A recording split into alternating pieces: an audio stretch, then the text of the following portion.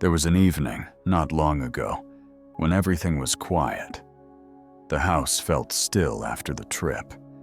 I had just come back from a holiday, time that was supposed to recharge me, fill me back up, and in many ways it did.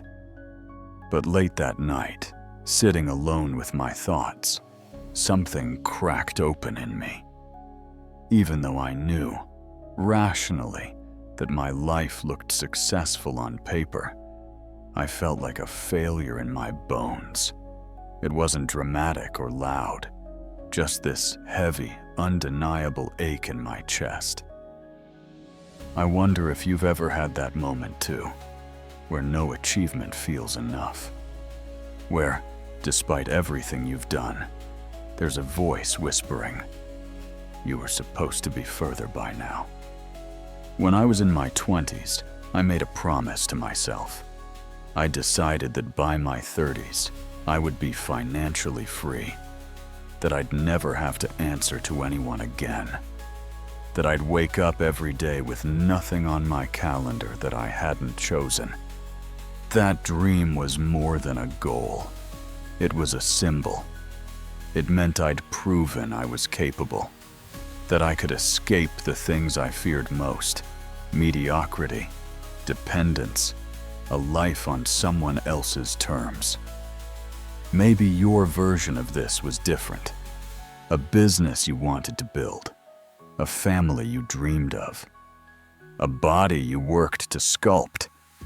But the feeling was the same. If you didn't get there in time, you'd failed. And here I am, well into my 30s, looking around at a life that in many ways is beautiful, and realizing I am not free. Not in the way I imagined. Even as I earned more, hit more milestones, and collected the external markers of success, I felt less satisfied. It was as if the finish line kept moving every time I approached it. At first, I thought that meant I needed to push harder, be more disciplined, close the gap once and for all.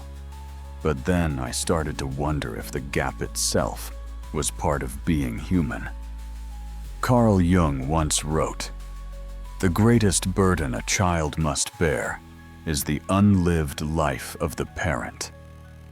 And sometimes, it's the unlived life of our own younger selves that haunts us.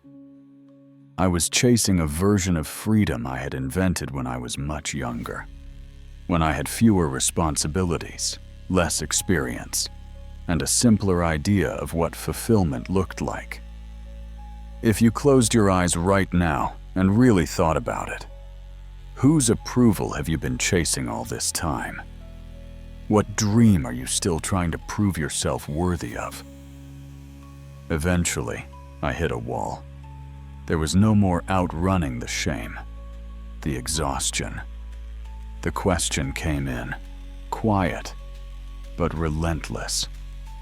What if I never get there? And in that moment, it felt like proof that I was somehow less worthy. Like all the hard work, all the striving, had been wasted.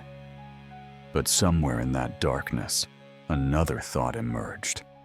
A voice I hadn't heard before. It said, "You are still worth it, even if the dream changes." Jung had this idea he called individuation. In the first half of life, we build the ego. We define ourselves. We prove we can survive and achieve. But there comes a time when the old metrics stop working. The rules change quietly. Success stops being about what you can show others. It becomes about what you can own inside yourself. The first half of life is about proving. The second half is about becoming. The problem isn't that you failed. The problem is that your life outgrew the container your younger self built for it. So if you've been feeling the same, like success isn't enough, like you're still carrying the weight of an old promise, I want you to know this. You are standing exactly where real life begins. For a long time, I thought freedom meant never working again. It meant waking up with a blank slate every morning. No obligations, no one to answer to. But when I really sat with that idea, I realized I was still measuring my worth by what I could escape. What if freedom is less about escape and more about intention? The intention to stop delaying the things that matter. The discipline to choose focus over scattered effort. The patience to keep going even when progress is invisible.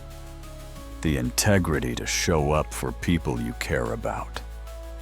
Looking back, my real challenge wasn't money. It was time. How I spend it, how I waste it, and how I justify the waste in the name of preparation. So now, I'm reframing how I spend it. Spend it with intention. Procrastination isn't a habit. It's a trap. Name it. Avoid it. Don't confuse motion with momentum. Spend it with patience. Be patient, not passive. Some dreams take time, but only if you keep showing up. Spend it with clarity, not on what's urgent, but on what builds the person you're becoming. Sometimes the dream doesn't die, it just evolves. Quieter, sharper, more focused. There was a moment not so long ago when I finally understood. My worth was never tied to a timeline, and neither is yours. You are not behind. You are not late. You are simply growing in a direction you couldn't see before. The willingness to adapt isn't weakness, it's courage. I am still worth it, and so are you. This isn't about lowering your standards. It's about raising your understanding of what your life can be.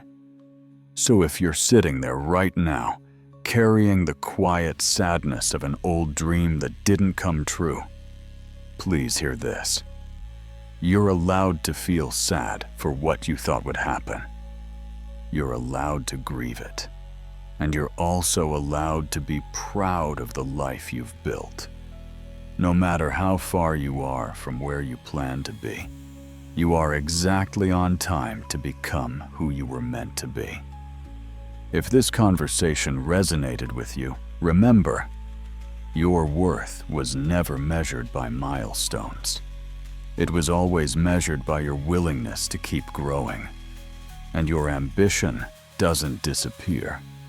It adapts. It transforms. And when you let it, it's reborn from the ashes.